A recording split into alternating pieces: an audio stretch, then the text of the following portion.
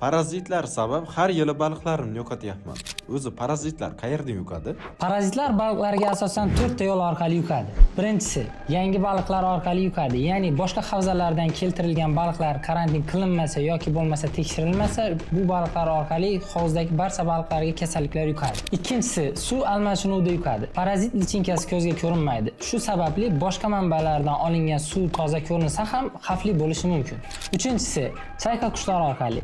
Chayka qushlari doimiy baliq ovlaganligi uchun boshqa havzadagi kasal baliqlarni yeb qo'yib, undagi infeksiya va parazitlarni axlati, tumshug'i va tirnoqlari orqali boshqa hovuzga ham o'tkazadi.